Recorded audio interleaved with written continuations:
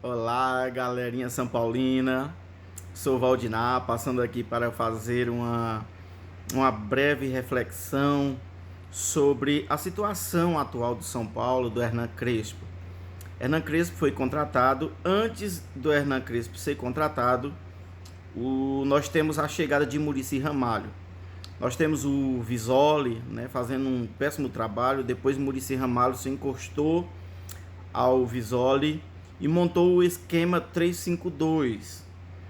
E nós vimos que começou a andar o esquema 3-5-2 do Visoli. O Hernan Crespo é contratado pelo Muricy muito próximo do Hernan Crespo. O Hernan Crespo deu continuidade ao esquema, né? E a formação que já vinha desde o Visoli, que o próprio Muricy tinha montado. E nós vimos aquela campanha do Campeonato Paulista, né?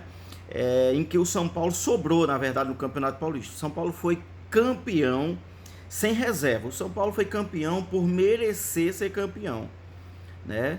E isso é sem sombra de dúvida. O São Paulo atropelou o Palmeiras, né?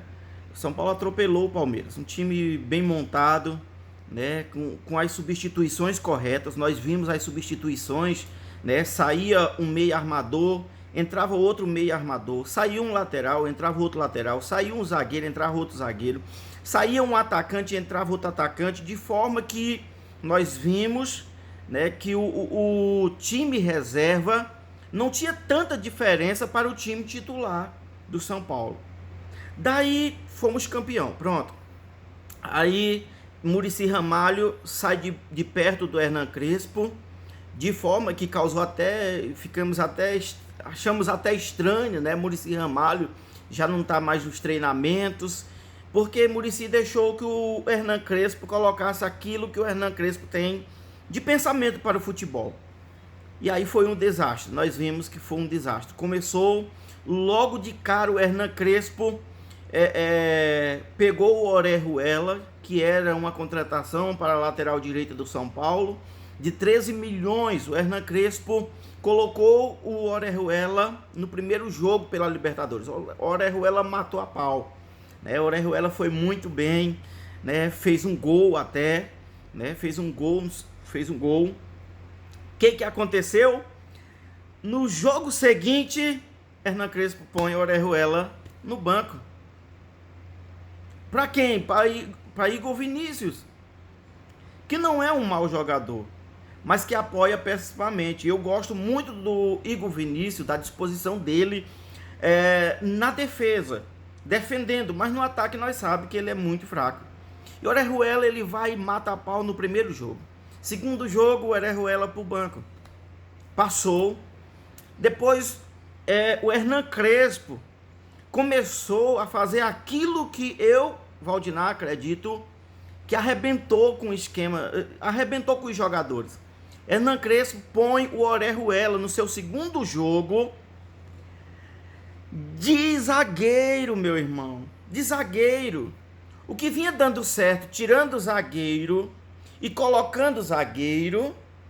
Agora o Hernan Crespo põe o Orejuela de zagueiro sem necessidade. Faz um improviso sem necessidade nenhuma. Começou daí. Pronto. Veio os jogos seguintes, né? Nesse jogo o Orejuela foi muito mal de zagueiro, fez gol contra, tudo. Hernan Crespo arrebentou o jogador. Pronto, deu um chá de banco no Orejuela. Enquanto nós tínhamos o Daniel Alves, o batuqueiro, né? Falando absurdos e com cadeira cativa. Jogando pessimamente cadeira cativa, meu irmão. Enquanto os outros, né?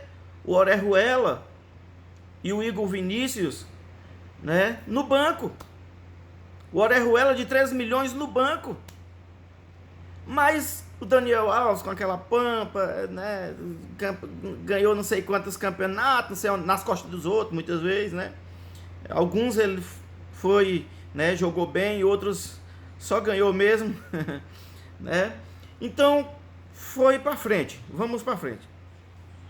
Nós começamos a ver muitos improvisos no time do São Paulo. Muitos improvisos. Hernan Crespo começou a inventar tanto, começou a colocar o Rojas, né? O Rojas, né? O Rojas, sei lá como é que chama.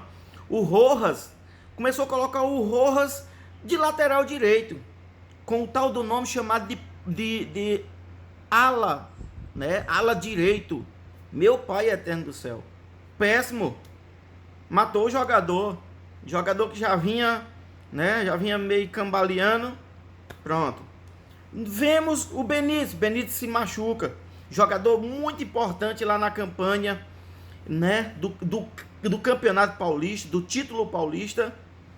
Benítez volta contra o Vasco da Gama. Benítez volta contra o Vasco da Gama, né? Depois de lesão.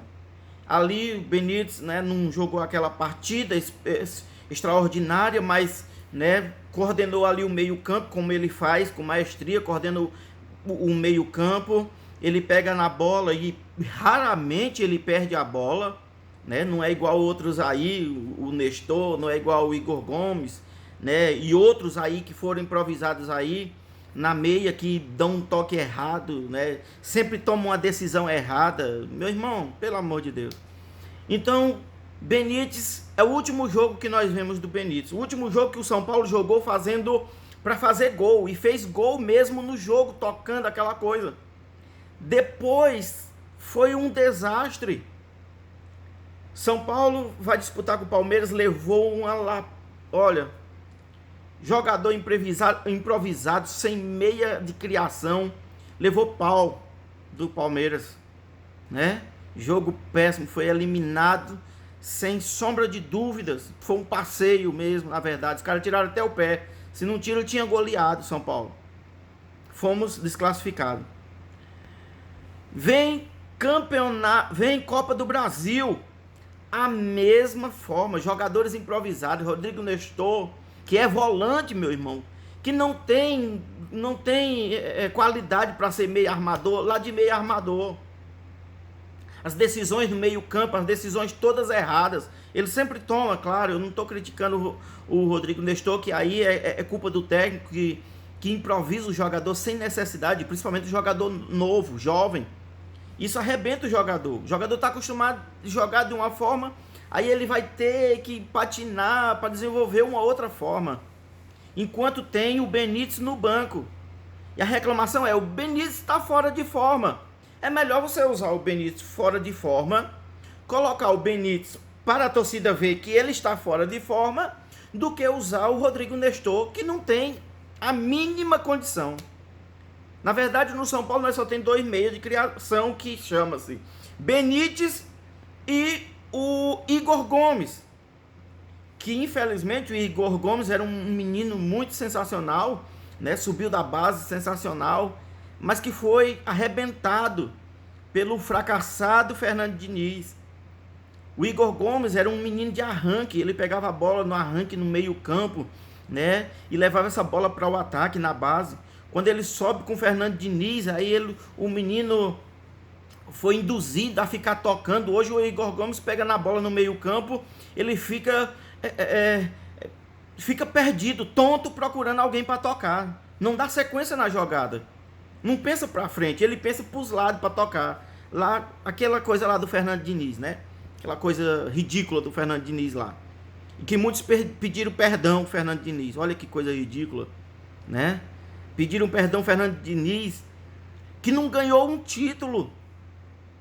O Fernando Diniz que foi eliminado no Campeonato Paulista por um time do WhatsApp, meu irmão. Um time formado no WhatsApp de última hora para participar do campeonato. Meu Deus, mas não vou entrar nas várias eliminações. Libertadores que o Fernando Diniz, né, eliminou o São Paulo no terceiro jogo da Libertadores. Terceiro jogo o São Paulo foi eliminado.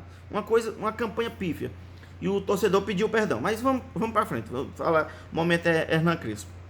Seu Crespo continuou com seus improvisos. Surgiu uma necessidade, seu Crespo deu uma oportunidade para o Orejuela. O que foi que aconteceu? O Orejuela foi lateral direito, titular. Eu estou contando os titulares. 3 jogos titular. Primeiro foi bem, fez gol. Segundo foi improvisado de zagueiro, né? Foi mal, péssimo, fez gol contra.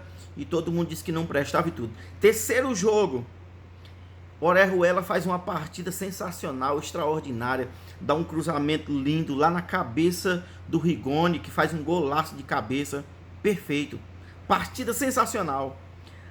Jogo seguinte, Orejuela no banco, nunca mais jogou Orejuela. Hernan Crespo arquivou Orejuela, arquivou o Benítez, né? Arquivou vários jogadores, colocou o Éder. O Éder disse que não colocava o Éder porque o Éder estava fora de forma, o Éder estava assim, o Éder estava daquele jeito. Colocou o Éder dois jogos, se eu não me engano. 2 jogos sem a bola chegar no Éder. O Éder é um atacante, a bola sem chegar. E nós estamos até agora, chegou o Caleri da mesma forma. Caleri, cara sensacional, né? Matador, que nós sabemos que o cara é matador. Agora o Caleri tem que sair da área para dar um cruzamento para o Luciano e para o Rigoni.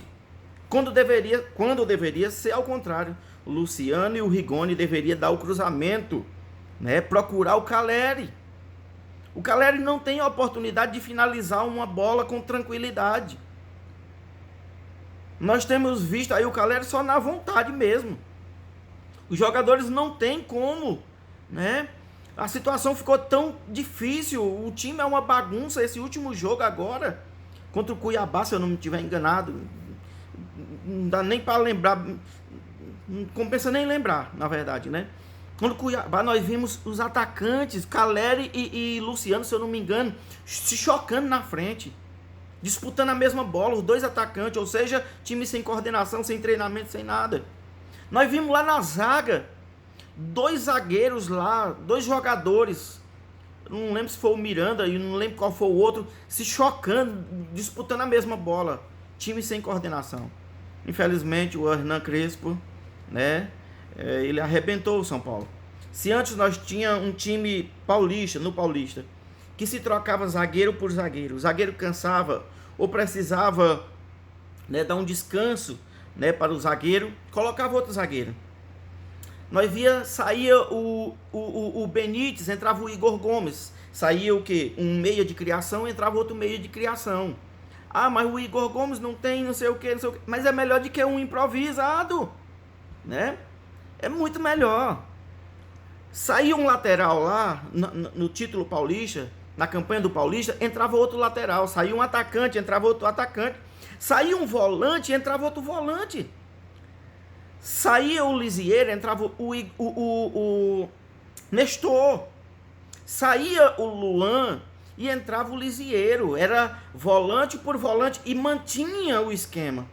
Os jogadores, eles se esforçavam para quando surgisse a oportunidade, eles estavam lá pronto. Foi o que aconteceu? Seu Hernan Crespo mudou tudo. Quando tinha a oportunidade, ele escolhia improvisar de que colocar o jogador que estava lá esperando a oportunidade. E aí não tem como um time ir bem dessa forma. Não tem como um jogador estar esforçado. Como é que o jogador vai se esforçar se ele está se esforçando lá quando surge a oportunidade? É a vez dele, o treinador prefere improvisar outro. Dessa forma, infelizmente, o Hernan Crespo, né, deixou o São Paulo nessa bagunça que está muito próximo do rebaixamento, brigando. Um time como o São Paulo hoje, no mínimo, o São Paulo está entre o 4º e 5º melhor elenco por qualidade de jogadores do Brasil. Nós vimos times muito fracos, né, como Fortaleza e vários outros times que não tem jogador de tanta qualidade como tem o São Paulo Futebol Clube. 10-0 no São Paulo, muito melhor. Então, esta é a minha análise para você, torcedor são paulino, né, que pensa como eu, né, que vê, né, como eu vejo, né, o São Paulo Futebol Clube do Hernan Crespo. Infelizmente não tem como. Eu sou meio doido. Se eu fosse dirigente do São Paulo, presidente do São Paulo, após a Copa do Brasil, se tivesse chegado, eu poderia ter aturado até a Copa do Brasil. Da forma que foi na Copa do Brasil, eu tinha mandado embora o seu Hernan Crespo. Nós vimos aí também né? Os preparadores de seu Hernan Crespo aí arrebentando o jogador toda hora. Não é só aparelho. Porque não me diga que esses clubes pequenos tenham aparelhos pelo menos da qualidade que tem os aparelhos velhos do São Paulo. Não é aparelho, né? É a preparação, são os profissionais. Deus abençoe a sua vida e esteja aí compartilhando aí o meu vídeo aí, se você gostar. Se você não gostar, fique aí tranquilão aí. Valeu.